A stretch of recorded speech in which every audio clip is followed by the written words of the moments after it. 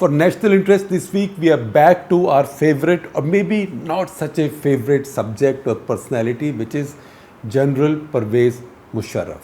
Now, there are three reasons we say why it isn't yet time to write the obituary of General Pervez Musharraf. One, modern life support systems can keep on going for a long time even after many organs might have failed. In fact, all of today there have been rumors about General Musharraf. There were rumors that he was on ventilator or life support, but he's on some kind of life support, and his family has also been tweeting that everybody should pray for his recovery because he's suffering now some multiple organ failure. So we don't know exactly what's happened. That's the reason we can't call it an obituary yet. We can't jump that gun. Two, he had ceased to matter in his country and the neighbors he tormented almost 15 years back. So you might ask if he still mattered. 15 saal pehle, 15 years back, he had ceased to matter, say about in about 2007. And three, because the really bad guys, the dictators and especially uniform dictators never really die. They leave an unerasable legacy of destruction and malevolence. How lasting their impact can be, see the permanent damage Zia-ul Haq has done to Pakistan. Not only did he unseat and assassinate one elected leader, that is Zulfikar Ali Bhutto, but he also laid the foundations of Pakistan's jihadi mindset. Even today, the dominant impulse in Pakistani popular politics can be described as Ziaism. It's been anything but good for Pakistan and worse for its unfriended neighbors like us, India, or deeply quoted friends such as the US. It was thanks to his patronage of militarized Islamists or jihadis and exportable jihad that Pakistan's economy and society are in ruins today. I've told you this story before and I'll repeat again that when I first went to Pakistan in 1985, my eyes popped out because it was evident that Pakistan's economy was doing much better than India's. Average Pakistani was much better off than India's. And when I came back and checked the data told us the story. In 1985, Pakistan's per capita GDP was about 65%, that is 2/3 of it times higher than India. Today, it is about 30% less than India's and the gap is increasing in India's favor. I hold Zia responsible for this downturn for Pakistan because Zia planted the poisonous tree. He decided to use jihad or terrorism as an instrument of state policy. And that is what Pakistan is paying a price for. Now Zia planted this poisonous tree and nurtured it, and Musharraf thought he'd pluck a rich harvest from it and become a hero in his nation's history.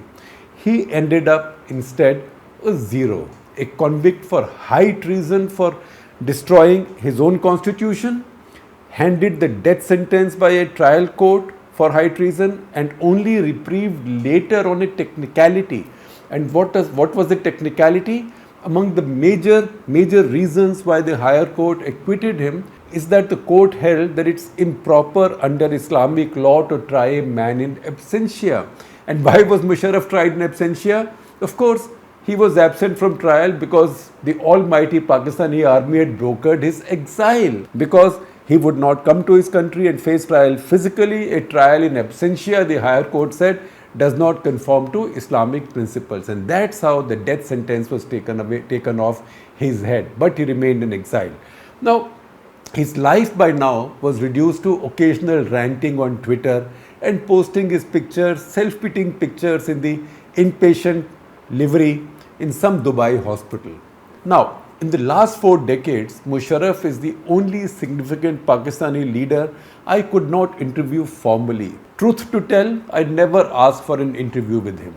We did, however, have some public conversations individually and in groups. Most of these are recorded.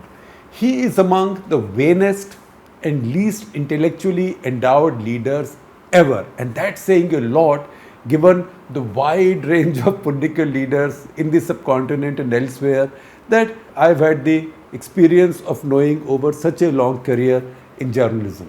Now, the coup he staged in the fall of 1999 was easy. No military coup in Pakistan has ever failed, barring the first, the so-called Rawalpindi conspiracy of 1951. It was not led by the army chief of the day, but by a major general, and probably, I mean, this is my facetious view, probably it failed most likely because it was led by leftists. The general was a leftist, and the leftist group that was leading the coup, including poet Faiz Ahmad Faiz.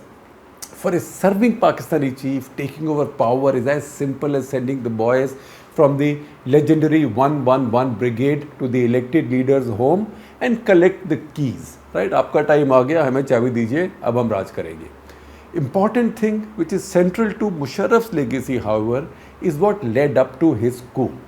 That year had begun with Atal Bihari Vajpayee's storied bus ride to Lahore in January, his signing the Lahore Declaration, signalling a thaw. A thaw so dramatic that Vajpayee himself walked up the steps of Minar-e-Pakistan, a kind of India Gate equivalent to Pakistan symbolically, and he said from there, from the steps of Minar-e-Pakistan, that a stable and prosperous Pakistan was in India's best interest. It was then that Musharraf, as the army chief, was planning Kargil precisely to torpedo this peace process. He didn't like it as much as Lashkar-e-Toiba and others didn't like it. In fact, some leaders of some of these groups, next day, the day after Vajpayee climbed on those steps, washed those steps so as to take out the toxicity that Vajpayee might have left there. Now, Musharraf failed in Kargil because his own Prime Minister called him out. But he was not to be thwarted from destroying that move towards peace. That's why he convinced his fellow generals, still smarting under the Kargil defeat, to back his coup against Nawaz Sharif. Now, peace over, he had finished the peace move. Bloodletting of the kind not yet seen broke out in the valley.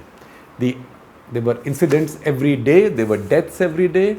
The IC-814 hijack and the exchange of hostages, which included, by the way, the head of Jaish-e-Mohammed, with top terrorists, including Jaish-e-Mohammed chief and also Omar Sheikh, later convicted for the assassination of American journalist Daniel Pearl, bombing of the State Assembly in Srinagar on 1st October 2001, and then the parliament attack on 13 December 2001, which brought his country the closest to war with India it had been since 1971. It was touch and go.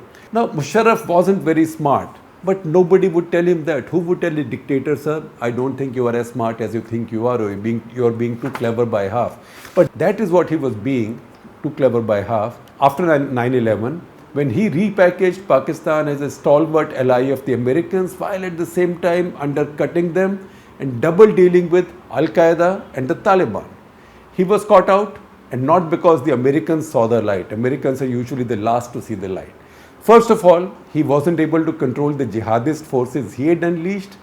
His jihadists had become a state within the state. Now, if you say that Pakistani army owns the state of Pakistan, now within that state of Pakistani army is ISI, which is a state within a state. By this time, however, ISI's own bachas, the jihadists, had become a state within that state as well. So, they just wouldn't accept and couldn't accept Pakistan becoming a partner in the American war on terror, because they were philosophically and ideologically with the Taliban and with Al-Qaeda. There were multiple attempts on Musharraf's life by these so-called faithful, but he survived. His end, however, came because of that self-destructive belief all dictators have, that they are actually Democrats. Even Putin believes that they are actually Democrats, very popular, and know more about democracy than boring, bumbling civilians do. Every dictator in Pakistan has tried to bring in his own version of democracy. Field Marshal Ayub Khan called it guided democracy.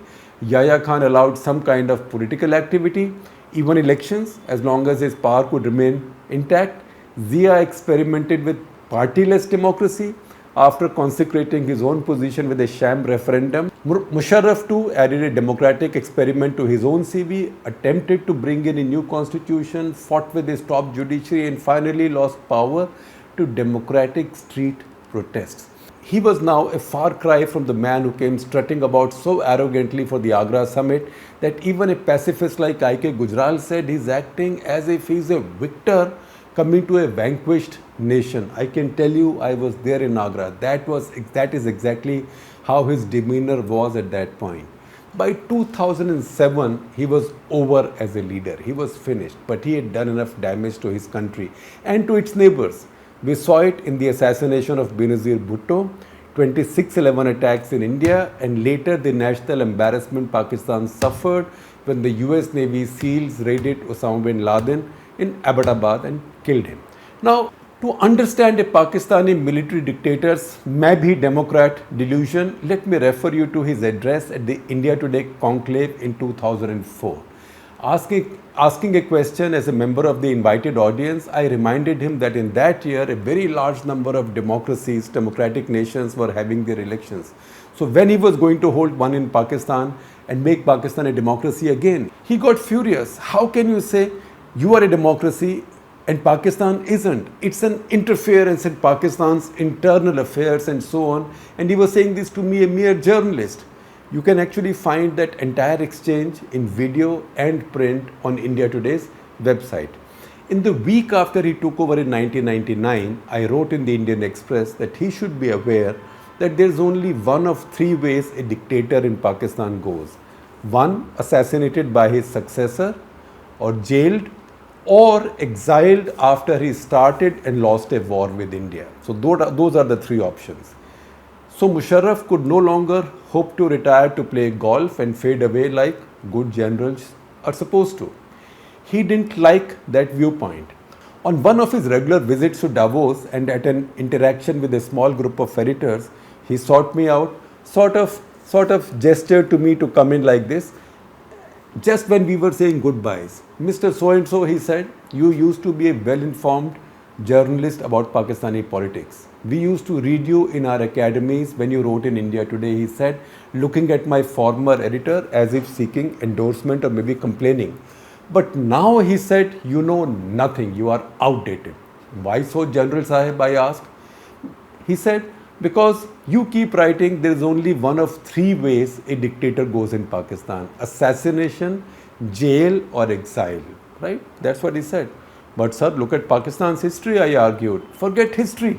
He said, you make a basic error in thinking of me as a dictator.